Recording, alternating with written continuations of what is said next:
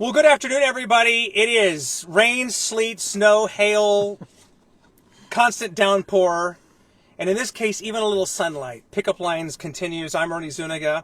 We'll get to our guests here in just a minute, but this is Pickup Lines presented by Gomez Law Firm, Integrity Roofing and Siding, and the Sabinal Group. We are live inside the rain-soaked, all-electric Lexus RZ 450E, courtesy of North Park Lexus at San Antonio and North Park Lexus at Dominion. And Derek Boese, he's my witness, because literally, seconds before we came on, the sun poked through the clouds. That's right. Ernie had to poke the magic button and shield us. This thing can do a lot of stuff, but it cannot create sunlight. That's the one thing this car cannot do yet. But it's great to see you. By the way, we have a lot to talk about here over the coming minutes. You are the general manager of the San Antonio River Authority, and you might have, you have one of the coolest, Wayabata shirts going on.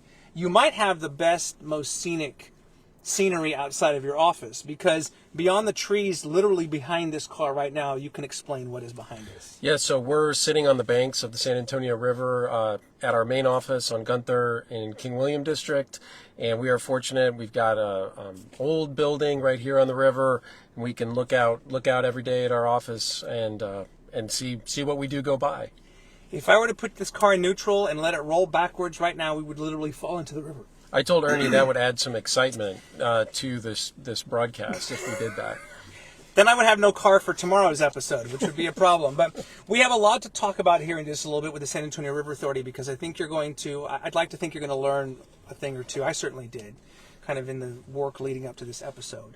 But Derek is a guy who you've bounced around. By the way, your last name is spelled Boese. Yes. And it's pronounced Boese. Boese. But I'm sensing that's in your native German, right? Yeah, it's not how you would say it. No, it's some very Americanized German. Okay. Mangled, some might say, but it would be pronounced Boese. And in German, it means something along the lines of angry, evil, wicked, the devil. What?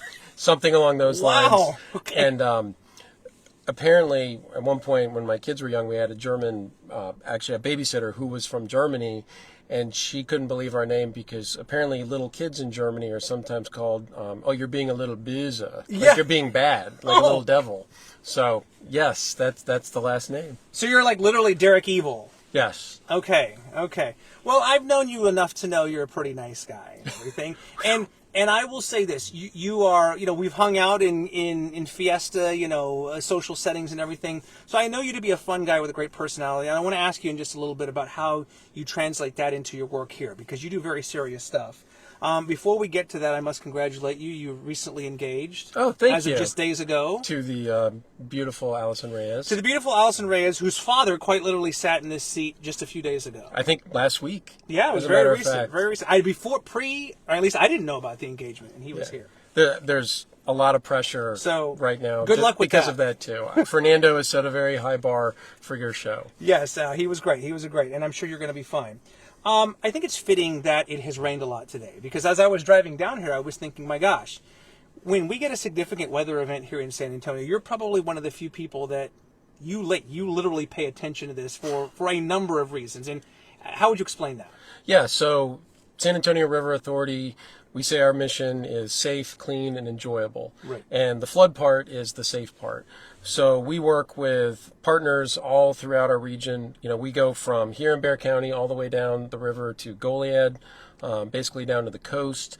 And here in Bexar County, we have a great partnership with the city of San Antonio and Bexar County and some other of the smaller municipalities, where we run a website, bearflood.org. Yes. And so anybody can go on that website, and thanks to the rain gauges, or the gauges that are at different locations around the county, anybody can go on and see what roads are open or closed and blocked at any given time. So this morning, there was a massive downpour, I think 3 to 4 inches in about an hour. Yeah. Hit the north 410, north side of 410, north Alamo Heights. Right. And so a lot of rain, at least 13 road closures at one point. Folks had to get rescued. So we're involved in all of that. We work on the monitoring. Yeah. We have a predictive flood model that's running all the time, computers in the background. And Right. so our engineers and staff are getting that when needed, and we relay that information to the emergency operations centers for the city or the county or whoever may need it to help them make decisions on when to close roads, where to send police, fire, EMS.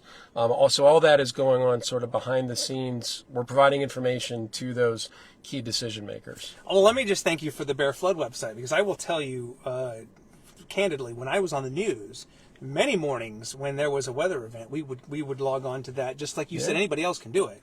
But when we were trying to report to the audience, what roads are closed or avoid this area, the barriers are up, that was a lifesaver. So thank you for that.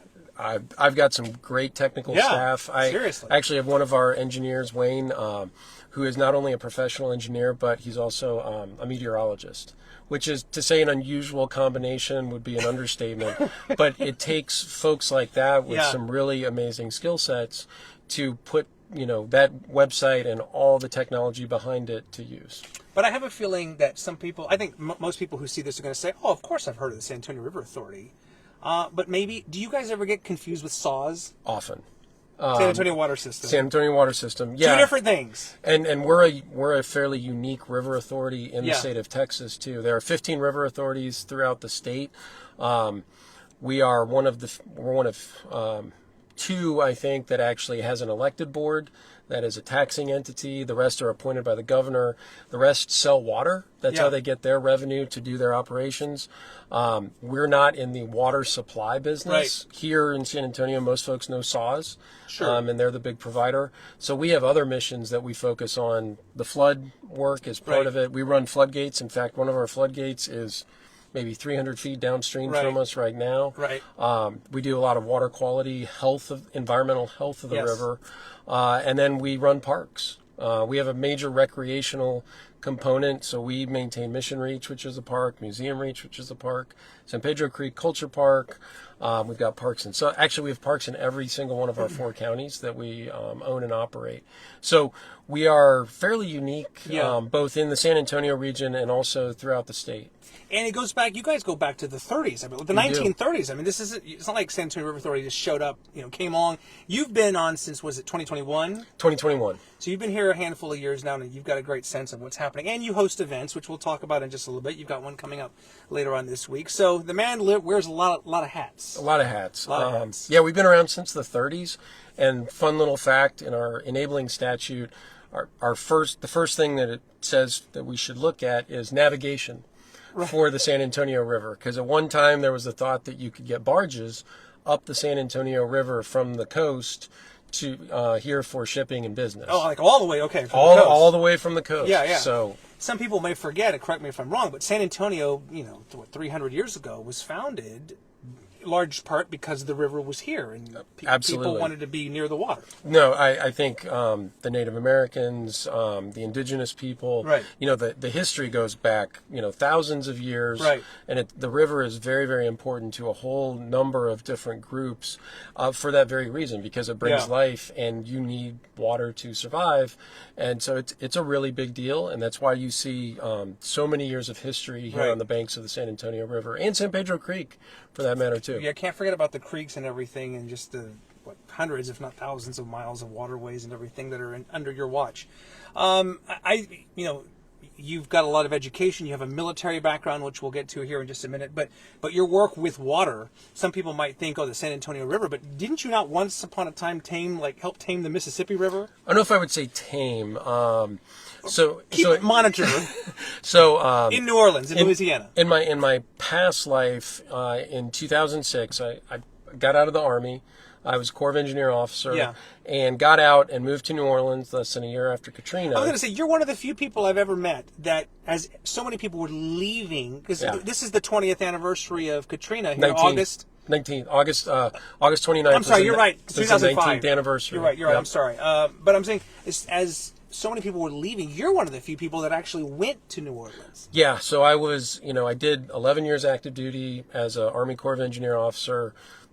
tour in Iraq and all that good stuff. But it was time to go on and do something different. And, there was an appeal of a sense of service. Right.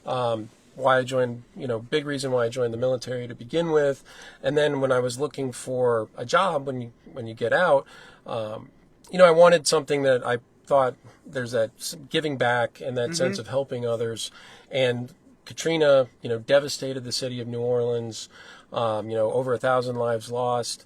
And so I was fortunate. I landed a job in the private sector, but they had just landed a huge contract with the Corps of Engineers to start the rebuilding process of the levees and floodwalls of New Orleans.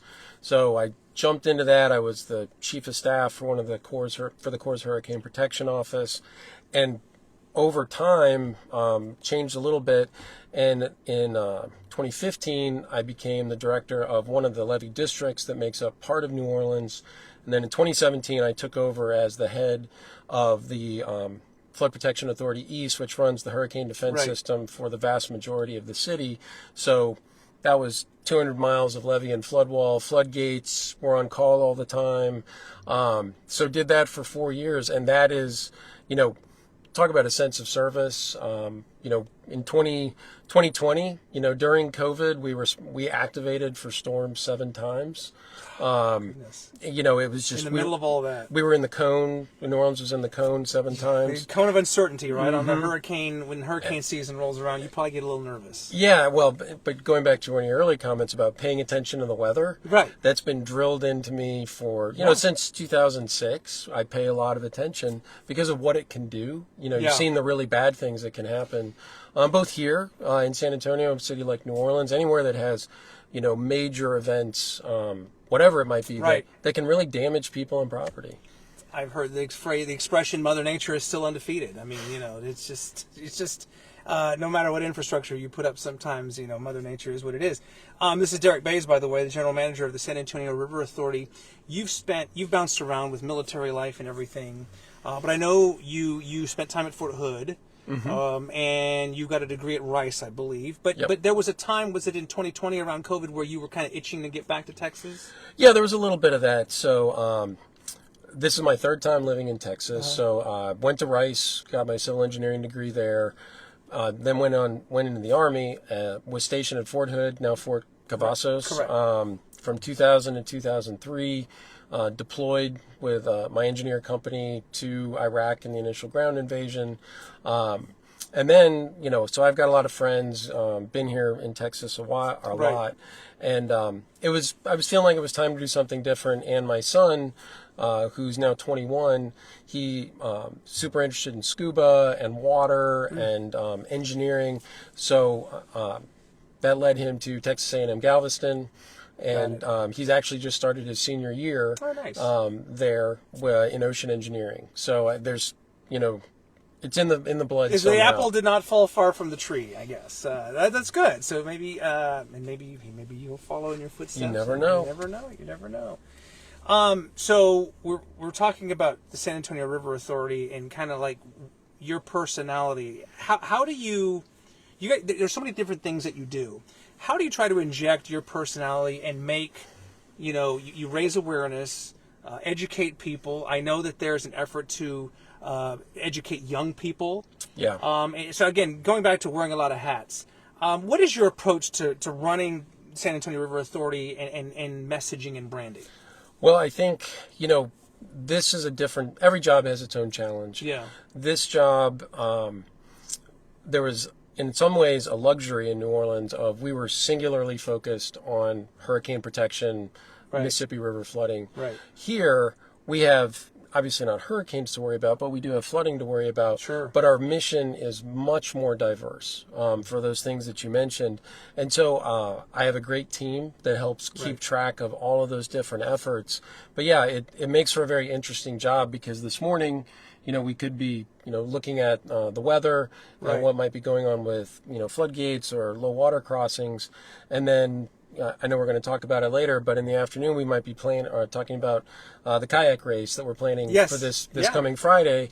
And then there's hey, we might do this with another river authority to handle their water quality testing at our water quality laboratory. So there's a lot. Can't do it without a good team. Yeah. But I think, a lot of it is, it's a fun challenge. Right. And it also makes for some challenges on how do we engage with all these different members and components of our community. There's a big difference between Bexar County, heavily urban, and our 3 downstream counties of Wilson, Karnes, and Goliad.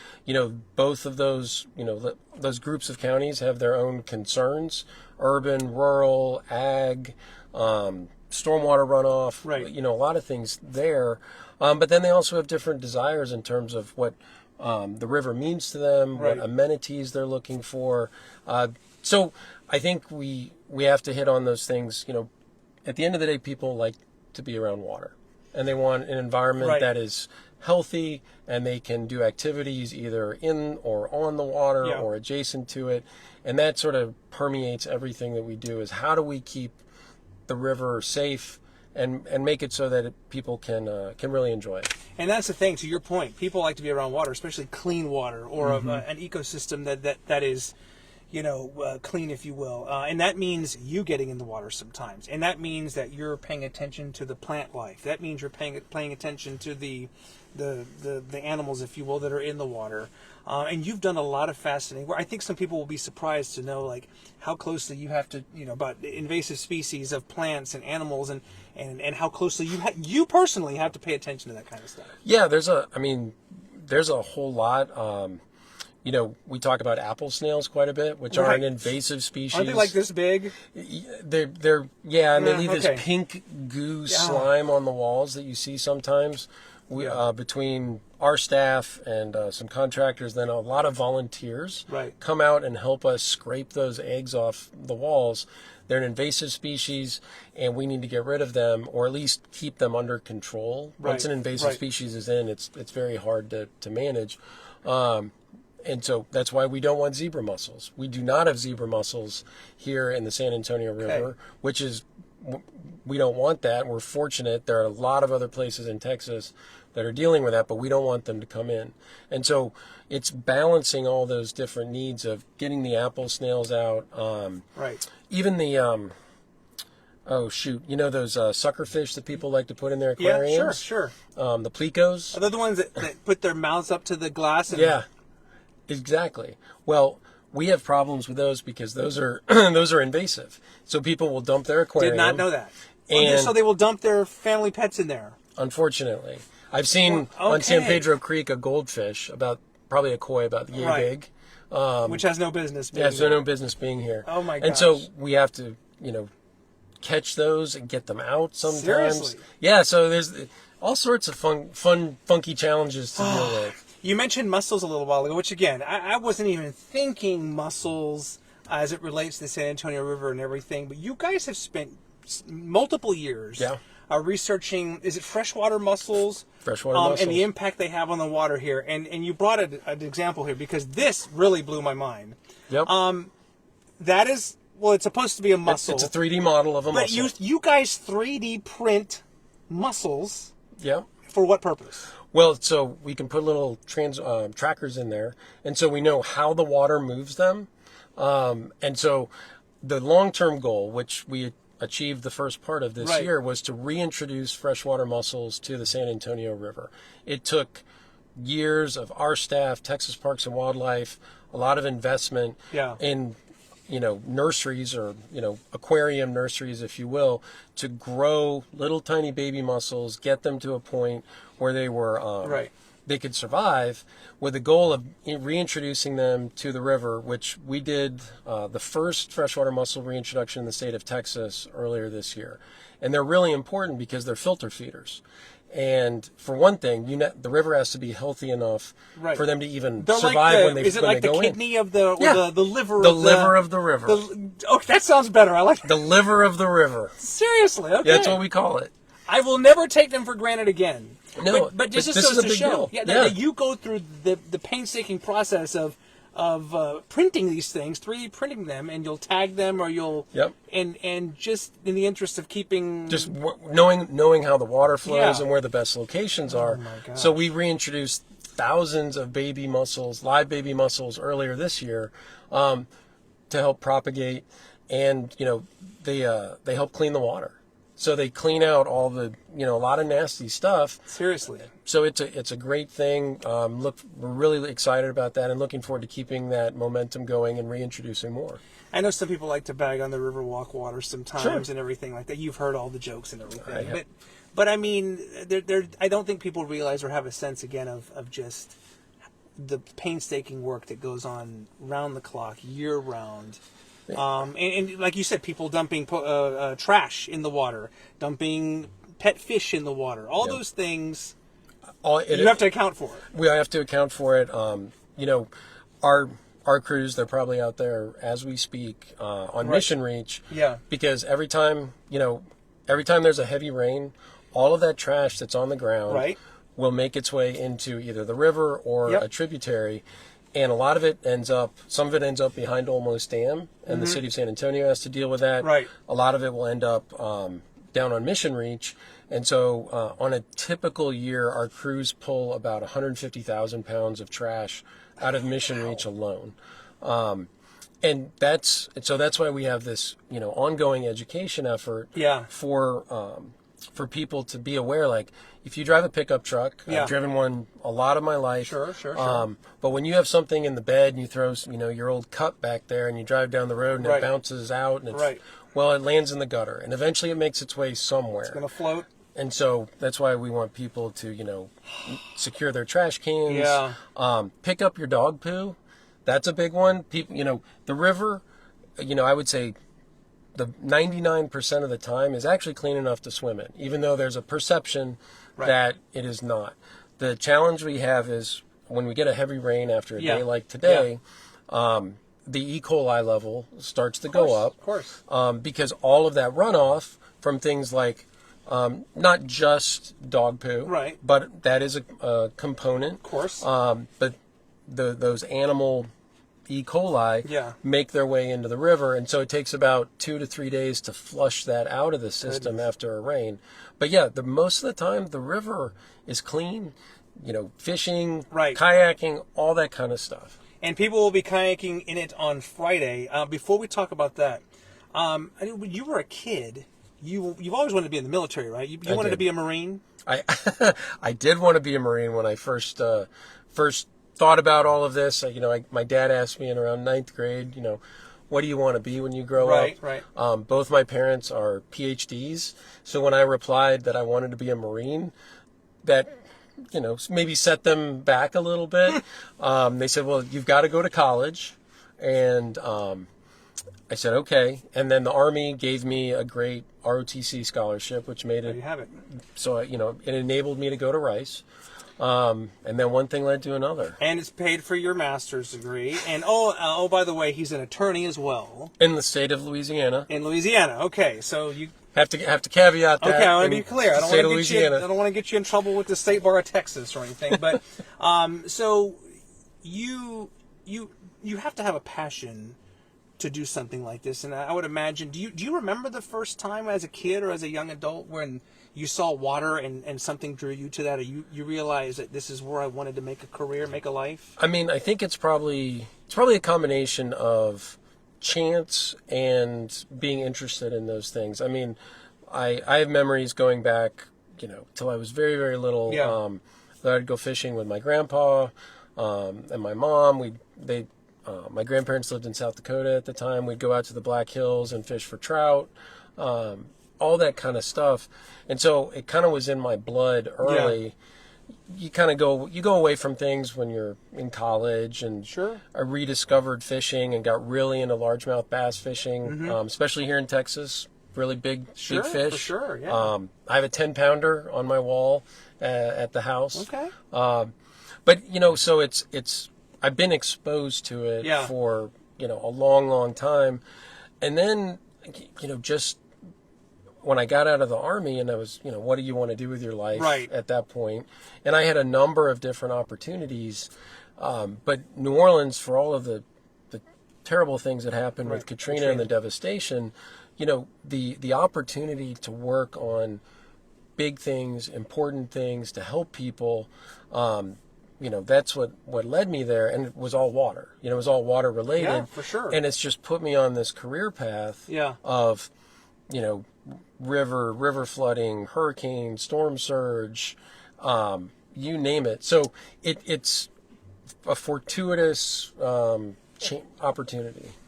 Now you're going to marry a San Antonio girl, so I think you're stuck with us forever. I think you can't leave now. Yeah, well, that would... Oh, no. How terrible. We've got him on video here. A few more minutes with Derek Boese, the general manager of the San Antonio River Authority. I want to point out the website, sariverauthority.org. It's a pretty comprehensive website, sariverauthority.org. Among many things, you guys do like an oral history where you're soliciting stories from people who they've worked or they've spent time around the river. You want to hear from these people. Absolutely. So we started a new public outreach, public campaign program called My River Way, which is a way for us to, for the community and people to know who we are and what we do. But also to be able to, get information from those people that have grown up along the river, have memories of fishing. We deal with so many different parts and components. Right. On the west side of San Antonio, we are the local sponsor with the Corps of Engineers on a $200 million plus project to restore the 4 West Side creeks over there, supported by Bexar County funding. Yeah. And that project has been in the works for at least 15 years. Right. And it's the advocacy of the community members there that remember what it was like when they grew up before those creeks were channelized and concrete lined to deal with flood control, but they remember fishing in those creeks and walking on rocks across them and all of those things. Well, it's their efforts and those memories that really pushed that project and got the federal government to commit.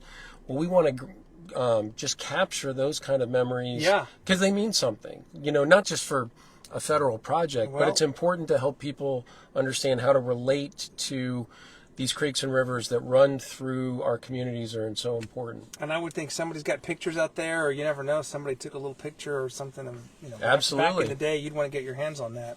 Before we talk about the event on Friday, you brought something with you, a personal little memento, and I always like to ask, and so let me bring it in close, and you can tell me. I've never seen this before in my life, but you can tell me what it is. So there's a tradition in the military, and you see it with like police departments and some other agencies too, where there's a unit coin. Like a challenge coin? Yeah, it's a challenge coin. Okay. Yeah, it's like a challenge coin. Okay. And so I've got a whole variety of them, but this particular one is from the 299th Engineer Battalion, 1st Brigade, 4th Infantry Division, which was at Fort Hood, Texas. And so I had the honor of serving in the 299th for about 3.5 years. Right.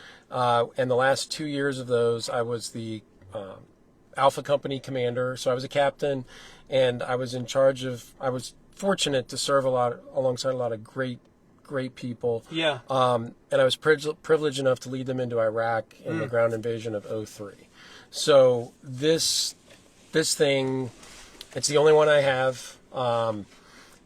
If somebody else from the unit finds me and knows that they can coin you, and if you don't have your coin, then you have to buy them a beer. I've heard that. And if you do have your coin, they have to buy you a beer. So there's a fun side of this too. But of all the coins I have, this one means the most. Good for you. Good for you. Well, thank you for the military service, by the way. So I was going to try to bring this thing out, but I'm afraid I'm going to poke an eye out. Oh, no, here we go. So you brought this. It's like a paddle or an oar here. It's half of a kayak paddle. Okay. I you never know what I'm going to have in the back seat here. A good prop. You can't go wrong. But you brought this, which is a great segue to what's happening on Friday.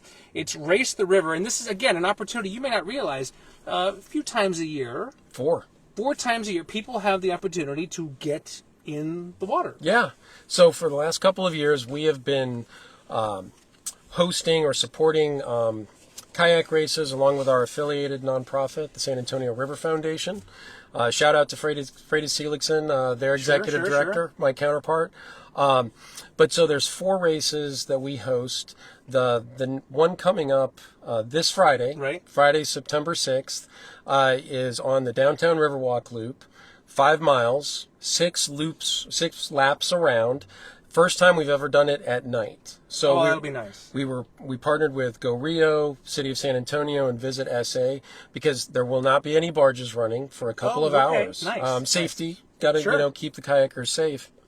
But we're going to have almost 100 racers out there in kayaks doing this race starting at 7 o'clock this Friday.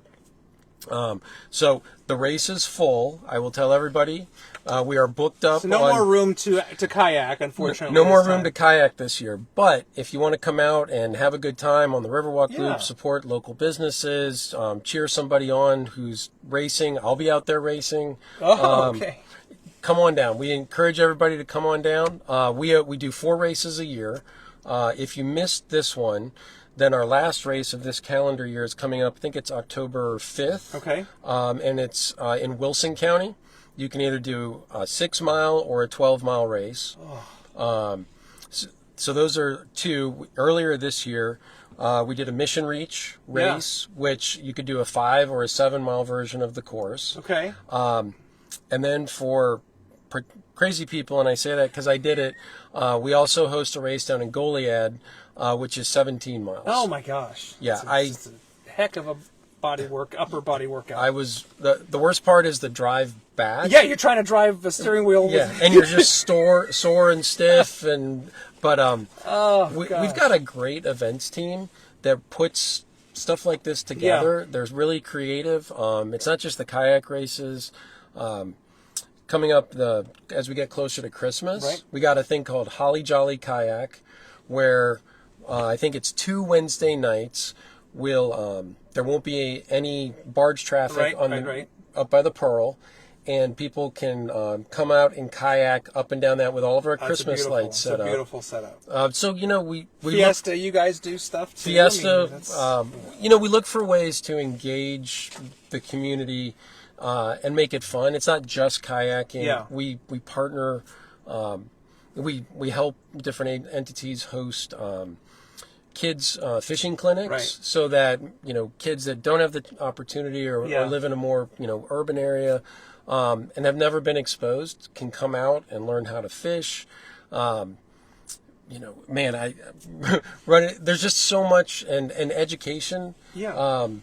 Thousands of kids every year. Our education team works with thousands of kids every year to teach them about water quality, teach them about stormwater, take them on field trips, working with multiple school districts and different schools. It's all part of a comprehensive program of exposing people to the water, and we figure the more that people know, then the more they want to know about other things that may be of interest to them. So they might come down because they're like, I want to go see Christmas lights up on the museum reach. Yeah. But then they're like, oh man, I didn't know trash was such a problem. Right. Let me come out and volunteer one of those days and help pick up trash or whatever it might be. How many kids, I know my kids when they were in school needed service hours, and you're always like, where can I get service hours, or where can I volunteer, or during the holidays you want to do something. But I'm so glad you said all that, because I think it just speaks, again, you hear San Antonio River Authority and maybe you're just thinking water or just the river, but there's and we could do another half hour, and maybe we will. Maybe we will. On all of this, but I think I learned a lot just kind of prepping for this show, and realizing quite literally all the hats that you wear and everything, and I think it's fascinating stuff. And this little guy here, this still blows me away that you guys 3D print mussels, but there's a purpose to that. There's a purpose, and just a small example of what you guys do here every day. So. You did great, by the way. Well, Ernie, are we about to wrap up? Because I think so. I got something for you. Wait a minute. Okay. Yeah. Okay. Go ahead. Let me see. In appreciation for you coming out, we wanted to give you this mussel tea. But are you not having me confused with somebody else? See, you said show me your mussels. I love this. And Ernie, I don't want you to be afraid to wear it. Wait a minute. Here we go. You know, I'm not taking my shirt off, by the way, Derek, in case you're wondering. Ernie, if you're scared, say you're scared. Oh, Ugh. what? Give me a hand, Ernie. Oh. Look at this. Wow. So, I just want There it people to know. You asked about how we bring some fun and how we bring personality. I figured I would save this for the end. And I don't think Fernando did this. Your I think future father-in-law did not take any of his clothes off, so you're right. You got him beat there. You know, but I thought it was important to say. I love it. You can educate people. You can be proud about what you do in your job and with public service, and Right. you can have fun while you're doing it. As soon as I have your physique, I will put this on and wear it with pride and everything. I knew you wouldn't disappoint me. Derek, thank you so much, brother. It's My good to see pleasure, you. Ernie. Derek Boese. How do you follow that? The general manager of the San Antonio River Authority.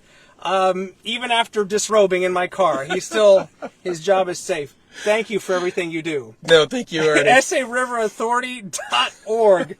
Unbelievable end of the show. There's another episode of Pickup Lines right there. Find out more again, SARiverauthority.org. We'll see you again tomorrow right here. You never know who will be in the seats Or what they'll be or wearing. what the heck they'll be wearing at the beginning or the end of the show. Thanks again. Appreciate Thanks, it. Ernie. We'll see you next time.